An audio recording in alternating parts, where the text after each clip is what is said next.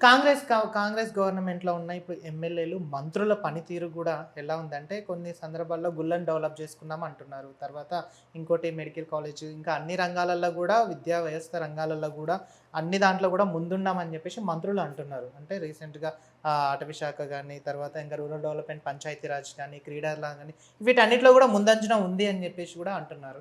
నిజంగానే అవుతున్నాయంటారా? ఎక్కడవుతుందండి? హ్మ్. ఎక్కడ పనులు అక్కడ ఆగినాయి.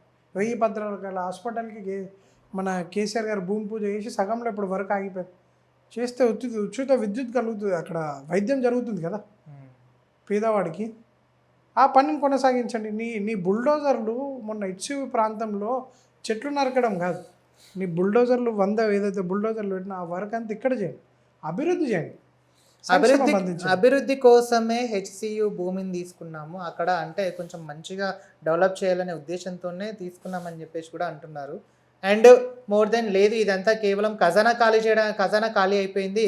వీటిని మళ్ళీ ఫుల్‌ఫిల్ చేసి డబ్బు కోసమే ఇలా తీసుకున్నారు రేవంత్ రెడ్డి గారని జెప్పేసి బీఆర్ఎస్ నాయకులు అంటున్నారు. దీన్ని ఎలా చూడొచ్చు మరి? ఖచ్చితంగా డబ్బు కోసమే. హ్మ్. హెచ్‌సివి డబ్బు భూమి కోసం తీసుకున్న అంటే రేవంత్ రెడ్డి గారికి ఏం పని ఉంటది? 400 ఎకరాలు తీసుకొని అక్కడ ఆయనని ఏం అవసరం ఉంటది డబ్బు కోసం? ఖచ్చితంగా ఇప్పుడు డబ్బు అవినీతి చేయాలి. హ్మ్. ఎందుకంటే ఖర్చులు పెట్టిర్రు. ఖర్చు పెట్టి అధికారంలోకి వచ్చిర్రు. హ్మ్. సో, ఇప్పుడు మళ్ళీ అవన్నీ రీప్లేస్‌మెంట్ చేయాలి. మళ్ళీ రాహుల్ గాంధీకి పంపియాలి, సోనియమ్మకి పంపియాలి, వాళ్ళ అమ్మకి, అన్నకి పంపియాలి కదా డబ్బులు. ఇలాంటి భూములు రియల్ ఎస్టేట్ బ్రోకర్ కదా ముందు నుంచి రేవంత్ రెడ్డి. హ్మ్. రియల్ ఎస్టేట్ బ్రోకర్ పనే చేస్తుండు. హ్మ్. ఖచ్చితంగా మీ బీఆర్ఎస్ కూడా కేవలం బయట నుంచి స్వచ్ఛందంగా ఆ విద్యార్థులది ఒక ఏదైతే పోరాట స్ఫూర్తి ఉండేనో దాన్ని మనం మలినం చేయొద్దు, మనం రాజకీయం చేయొద్దు అని చెప్పి కూడా మేము ఎక్కడ లేదు. ఖచ్చితంగా మేము అక్కడ 75% మీకు తెలిసిన విషయం అయితే అక్కడ నాన్ లోకల్స్ ఉంటారు. కేవలం 20% మట్టుకే తెలంగాణ మన యువకులు అందులో చదువుకుంటున్నారు తప్ప నాన్ లోకల్ అనేది 75% వాళ్ళు స్వచ్ఛందంగా కొట్లాడి ఈరోజు తెలంగాణ రాష్ట్ర మెడలోంచి వాళ్ళ భూములు వాళ్ళు కాపాడుకునే పరిస్థితి. ఖచ్చితంగా కేటీఆర్ గారు కూడా దాని మీద చెప్పడం జరిగింది. మళ్ళీ తిరిగి అధికారంలోకి రాగానే మేము ఒక ఈకో పార్క్ లాగా చేస్తాం దాన్ని. తిరిగి ఆ భూమిని ఖచ్చితంగా వాళ్ళ విద్యార్థులు ఏదైతే పోరాటం చేశారో వాళ్ళ స్ఫూర్తిదాయకంగానే దాన్ని పర్యావరణాన్ని నాశనం చేయకుండా కాపాడతామని రైట్. నమ్మకం వచ్చింది. రేవంత్ రెడ్డి గారు ఇలా ఆలోచించారని జెప్పేసి మీరంటున్నారు. రేపటినాడు అధికారంలోకి కేటీఆర్ గారు వచ్చిన తర్వాత అదే 400 ఎకరాలను గూడా మళ్ళీ ఇంకో ఏ దానికన్నా వాడుకోరు అని గ్యారంటీ ఎలా ఇస్తారు మీరు? ఎస్. ప్రతి ఒక్కరు ప్రెస్ ముంగటనే తెలపడం జరిగింది రాజకీయం అది. అంటేనే సంచులు నింపుకోవడానికి అని జెప్పేసి చాలామంది అంటున్నారు. దీన్ని కేటీఆర్ గారు కూడా చూడొచ్చు గదా మరి? లేదండి. ఎలాంటి మాకు అలాంటి అవినీతి లేదు. మాకు ఓడికి ఇచ్చేది లేదు. మాకేం ఢిల్లీ బాస్‌లు లేరు. హ్మ్. మాకున్న ఏకైక మేమే మాకు బాస్‌లు అంటేనే తెలంగాణ ప్రజలు. Always committed to the people of Telangana. వాళ్ళకి ఒక ప్రాంతీయ పార్టీగా అభివృద్ధి చేయడం ఒకవైపు అయితే, సంక్షేమం అందించడం కూడా ఒకవైపు. ఈ రెండిటిని బ్యాలెన్స్ చేసి నడిపేగల కేవలం ఆ చాతుర్యం అనేది ఉంది కేసీఆర్ గారికి కాబట్టి, తిరిగి వారు ముఖ్యమంత్రి అయినాక మీకే తెలుస్తుంది ఆ భూమి ఎలా ఉందో. ఖచ్చితంగా మళ్ళీ మీకు ఇంటర్వ్యూ ఇస్తాం. అది ఈకో పార్క్ అయినాక మీరు ఏదైతే అన్నారో ఆ 400 భూమికి పూర్తిగా కేటీఆర్ గారే హామీ ఇవ్వడం జరిగింది. రైట్. ఇప్పుడు బీఆర్ఎస్‌లో ఉన్నప్పుడు అంటే బీఆర్ఎస్ సుదీర్ఘ 10 సంవత్సరాల పాలనలో కుంభకోణం జరగలేదంటారైతే. జరుగుతుంది. షూరా? Yes. Sure? Sure. Sure? Sure. Sure. Sure. ఆధారాలు బయట పెట్టండి. కాళేశ్వరం కుంభకోణం జరగలేదా కాళేశ్వరంలో? అరే బయట పెట్టండి. ఆ? బయట పెట్టండి. అసెంబ్లీ వేదిక కూడా కాళేశ్వరంలో కుంభకోణం జరిగిందని చెప్పేసి కూడా గౌరవ రేవంత్ రెడ్డి గారు అన్నారు. తర్వాత దాన్ని మేడిగడ్డ ప్రాజెక్టుకి తీసుకెళ్తే అక్కడ భూములు అది స్క్రాచ్ వచ్చినాయి, తర్వాత అవి వచ్చినాయి, ఇవి వచ్చినాయి. ఇదేనా 1,00,000 కోట్లు ఖర్చు పెట్టి కాళేశ్వరం అని చెప్పేసి కూడా ప్రతి నివేదికలో వీడియోలతో సహా బయట పెట్టిన సందర్భాలు కూడా చూడొచ్చు కదా మరి. మీరు అక్కడ ఒక 100 పిల్లర్లు ఉన్నాయి. హ్మ్. అందులో ఒక్క పిల్లర్ కూలినంత మాత్రాన మొత్తం ప్రాజెక్టు మళ్ళీ ఇప్పటివరకు ఎందుకు కూలలేదు? హ్మ్. 15 నెలలు గడుస్తుంది. అవును. ఎలక్షన్ల ముందు నుంచి పోరాడుతున్నారు దాని మీద. హ్మ్. మళ్ళీ ఏదో ఎక్కడ కూలింది? కూలలేదు కదా. సంస్థకి మేము చెప్పినాం ఆల్రెడీ. వాళ్ళు అన్నారు మేమే తిరిగి దాన్ని కడతామని. కానీ కేవలం ఆ ప్రాజెక్టు కూలాలనే ఏకైక ఉద్దేశంతో దాన్ని అక్కడ పనులు జరపడం లేదు. నేను అంటున్నా ఇప్పుడు మీరు అన్నారు బుల్డోజర్లు హెచ్‌వి భూమి మీద ఇక్కడ పని కొనసాగించు. నీరు అందుతుంది కదా.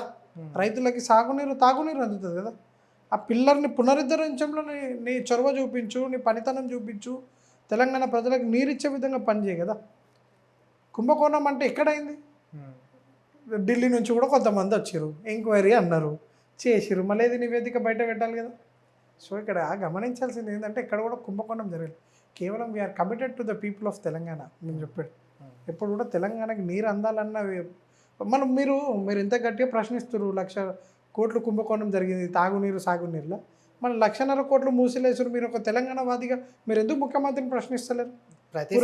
ప్రతిసారి కూడా మేము కాంగ్రెస్ నాయకులను అడగడం జరుగుతూనే ఉంది. మా సైడ్ నుంచి కూడా మేము ఒక మీడియా మిత్రులకు కూడా అడుగుతూనే జరుగుతుంది. కాకపోతే జర్నలిస్టుగా మీ బాధ్యత. మూసి ప్రక్షాళనలో అది భాగంగా మూసి పునరుద్ధరణ కోసం, అంటే అక్కడ ఉండే హైడ్రా బాధితుల కోసం అన్ని విధాలుగా కూడా మేము మంచి చేయాలనే ఉద్దేశంతోనే ఈ నిర్ణయం తీసుకున్నామని చెప్పేసి కూడా అంటున్నారు. దీనికి కూడా కేవలం ఎంతసేపు ఉన్న రాజకీయ కక్షపూరితంగానే ఇది చేస్తున్నారు, సంచులు నింపుకుంటున్నారు అది అని చెప్పేసి కూడా మమ్మల్ని ఇప్పటికి కూడా అడుగుతున్నారు.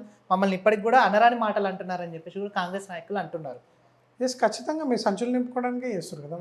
సంచులు నింపుకోవాల్సిన అవసరం వాళ్ళకి ఏముందని చెప్పేసి నేను ఇప్పటికే అడుగుతాను. ఎందుకంటే కొట్లాడి తెచ్చుకున్న తెలంగాణను 10 సంవత్సరాలు కేసీఆర్ గారు డెవలప్ చేశారా లేదా అని చెప్పేసి వాళ్ళు అంటున్నారు. కానీ ఇప్పుడు వచ్చిన తర్వాత కూడా ఇంకా మేము 10 సంవత్సరాలు ఉంటాము అని చెప్పేసి గౌరవ రేవంత్ రెడ్డి గారు కూడా అంటున్నారు. ఉంటారా? దమ్ముంటే మళ్ళీ రేవంత్ రెడ్డి గారిని రాజీనామా అయ్యారు. కొడంగల్లో రాజీనామా చేయమనండి, ఎలక్షన్కి రమ్మనండి, దమ్ముంటే తిరిగి గెలవమనండి. అసలు గమనించాల్సిన విషయం, పార్లమెంట్లో ముఖ్యమంత్రి పార్లమెంట్ సీటు ఓడిపోయిండు.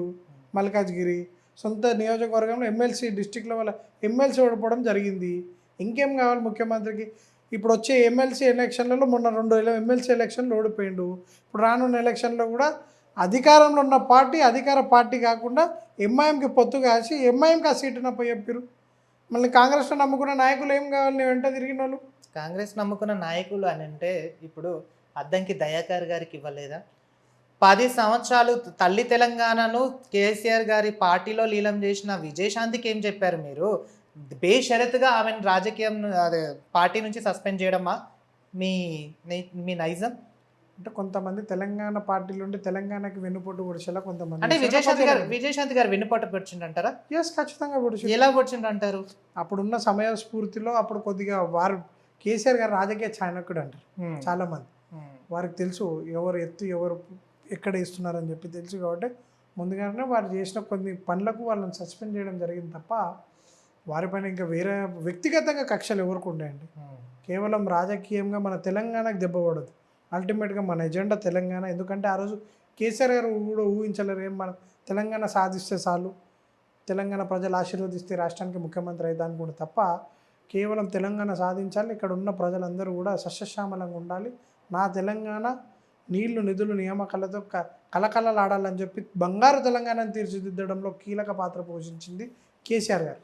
తెలంగాణ వస్తే ఖచ్చితంగా నేను దళితుడిని ముఖ్యమంత్రి చేస్తా, దళిత జాతి మీద నాకు ఎనలేని అపారమైన నమ్మకం ఉంది, ఎనలేని అపారమైన గౌరవం ఉంది అని చెప్పేసి కేసీఆర్ గారు ఒక సభలో అనడం జరిగింది.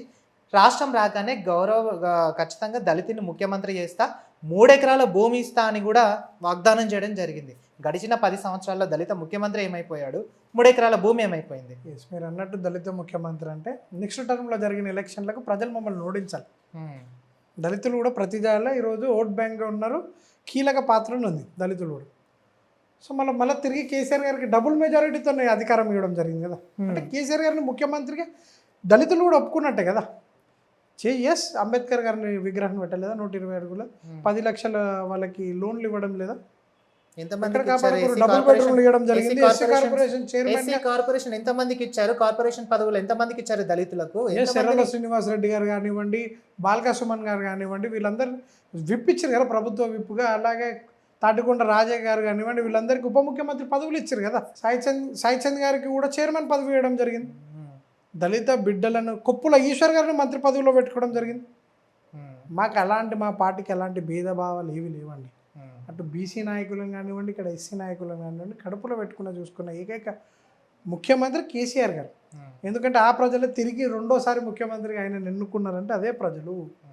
మళ్ళీ మీరు మా పార్టీ మీద అంత విమర్శ చేస్తారు, సరే దళితం చేయలేరు. కాంగ్రెస్ ఎప్పుడు రెడ్డిలకే పతనం పడుతుంది కదా. కాంగ్రెస్ ఉన్నప్పుడు ఎప్పుడు కూడా ఆంధ్ర ప్రాంత పాలకులనే ముఖ్యమంత్రిని చేసింది. మళ్ళీ తెలంగాణ ప్రాంతం నుంచి ఎవరు ముఖ్యమంత్రి లేకుండా ఎవరిని చేసిన ముఖ్యమంత్రి? మరి దానికి కూడా కాంగ్రెస్ సమాధానం ఇవ్వాలి కదా. విమర్శ అనేది ఎప్పుడు విమర్శకు ప్రతి విమర్శ అనేది ఖచ్చితంగా ఉంటుంది. ఈ తెలంగాణ ప్రజలందరూ కూడా కేసీఆర్ గారి నాయకత్వం అయితేనే బాగుంటుందని చెప్పి వారి నమ్మకం మళ్ళీ తిరిగి 100 సీట్ల దగ్గర మమ్మల్ని గెలిపించడం జరిగింది కదా. అది తెలంగాణ కమిట్మెంట్. ప్రజల పట్ల కేసీఆర్ గారికి ఉన్నది, ప్రజలకు కేసీఆర్ గారి పట్ల ఉన్నది. కేవలం ఈసారి ఎలక్షన్లో జరిగింది ఏంటంటే ఆశ.